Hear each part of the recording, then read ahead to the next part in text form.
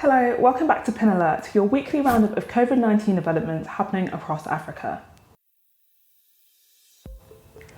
This week's stories include changes to lockdown measures in Nigeria, the impact of COVID-19 on remittances, and an update on the development of test kits in Senegal.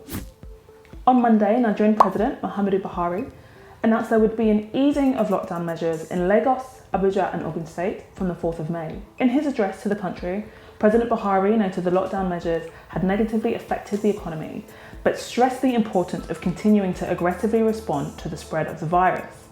He also noted the importance of balancing the need to protect health while also preserving livelihoods. He further added, no country can afford the full impact of a sustained lockdown while awaiting the development of vaccines. The change in lockdown measures follows similar action in Ghana last week, where lockdown measures were relaxed in two of its biggest cities, Accra and Kumasi. Also on Monday, it was announced that over 200 doctors from Cuba had arrived in South Africa to support their efforts in combating the virus, following a request from the South African government.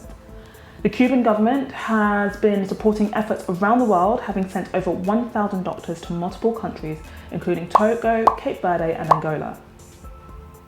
Midweek, it was announced that Senegal had developed testing kits that can detect COVID-19 within 10 minutes.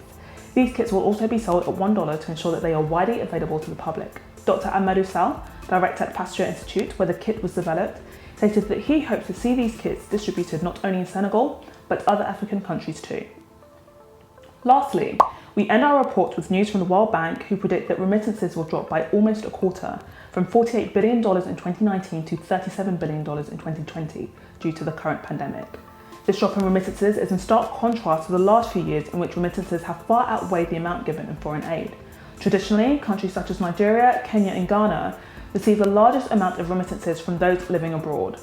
The drop is being attributed to the loss of jobs and pay cuts among those in the diaspora based in Europe, North America, Asia and the Middle East. Despite the current news, fintech platforms such as Nigeria's Paga and South Africa's Yoko have seen increased use since the onset of the pandemic.